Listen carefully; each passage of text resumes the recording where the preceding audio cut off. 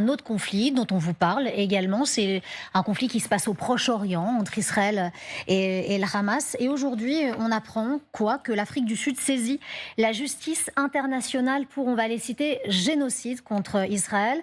L'Afrique du Sud qui accuse l'État d'Israël de, encore une fois, on va les citer, violer la Convention sur la prévention et la répression du crime de génocide. Une plainte déposée le 29 décembre devant la CIJ, la Cour internationale de justice. Réponse d'Israël qu'on va vous montrer tout de suite. Israël rejette avec dégoût cette diffamation. Encore une fois, Charlie Nurel, vous êtes allé sur le terrain, des bombardements qui sont presque incessants aussi sur Gaza. Qu'est-ce qu'on dit du côté israélien? Comment est-ce qu'on perçoit ce qui est en train de se passer? Est-ce qu'à un moment donné, le terme de génocide est sorti en Israël? C'est très dur, ce terme, c'est dramatique.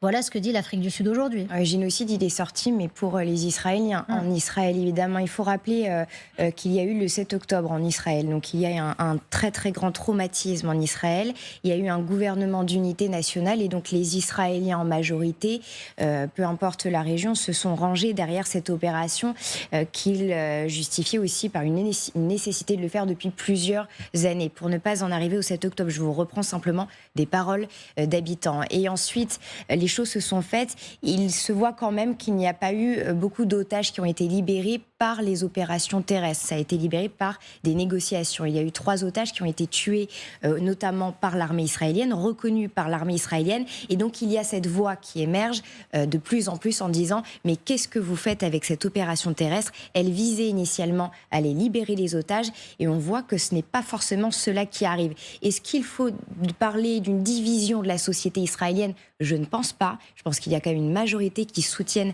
cette opération.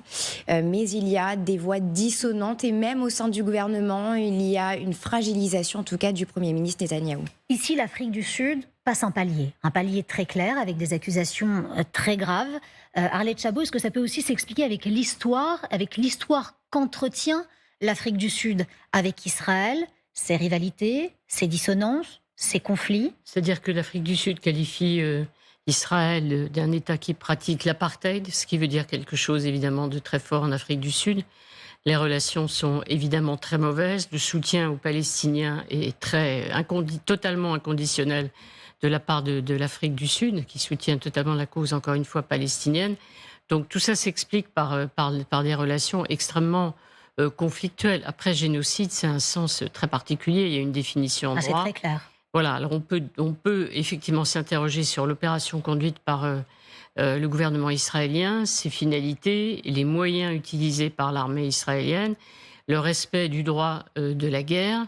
On peut parler effectivement du crime de guerre ou s'interroger en tout cas sur des crimes de guerre qui seraient commis dans ces opérations sur Gaza.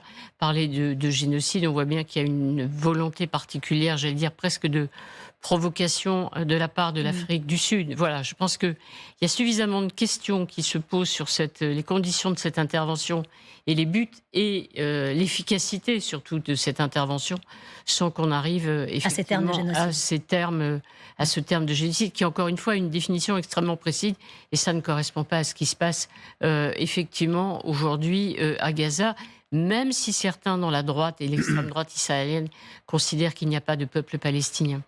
Colonel Pierre de Jong, vous voulez réagir?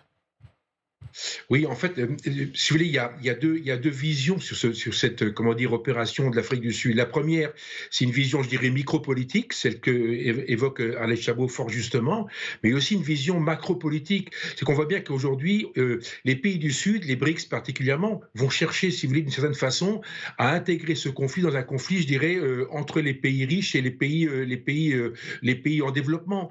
Et c'est tout le problème. Encore une fois, Israël a ce problème-là. Israël est considéré comme appartenant au bloc occidental d'une certaine façon. On voit bien que les pays musulmans, les Palestiniens, l'environnement des pays arabes, si vous voulez, cherchent, en tout cas la rue, cherchent, si vous voulez, à intégrer ce conflit dans une espèce de conflit de civilisation, puisque c'est un terme d'actualité, un conflit de civilisation entre le monde occidental et les autres. Et on voit, encore une fois, l'Afrique du Sud a toujours été extrêmement en avance, extrêmement en pointe, si vous voulez, dans cette espèce de combat anti-occidental, donc depuis Mandela, etc.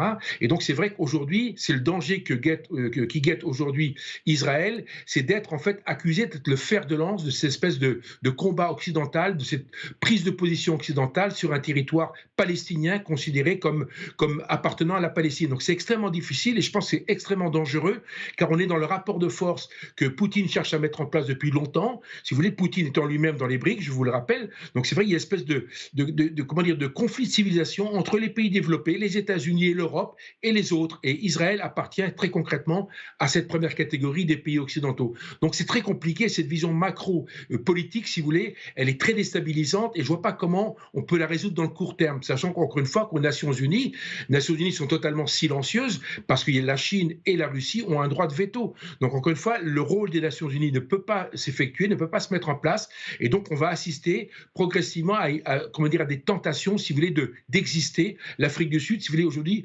représente, si vous voulez, un courant qui devient extrêmement puissant. J'étais en Afrique il y a quelque temps et c'est le courant que j'entendais. C'est ce qu'on me disait, c'est qu'en fait Israël représentait la force des États-Unis, la force de l'Occident, si vous voulez, sur un territoire théoriquement occupé. Tout ceci est exact. Cela dit, la Cour internationale de justice a déjà eu à connaître de recours contre Israël, notamment au moment de la construction du mur. Et à cette époque, la Cour internationale de justice a dit « ce mur est illégal et il faut qu'Israël le détruise ». Et il ne s'est rien passé. Et bien là, ça sera pareil. Charlie Nurel. Il faut se rappeler que l'Afrique du Sud, lors du G20 qui a été organisé, elle a invité Vladimir Poutine alors qu'il est sous mandat d'arrêt de la CPI, la Cour pénale internationale. L'Afrique du Sud a aussi un rôle dans tout cela, mais c'est ce qui était exactement rappelé. Alors moi, la simple chose ça me fait penser, c'est que j'ai l'impression qu'on y va sur des déclarations à qui ira toujours le plus haut. Les mots ont un sens. Il faut dénoncer ce qui se passe à Gaza. On voit bien qu'il y a le droit de la guerre, en effet, qui est complètement bafoué. Il y a visiblement des civils qui sont touchés. En revanche, il faut peut-être poser bien le débat pour pouvoir avancer à un moment donné, sinon ça devient stérile.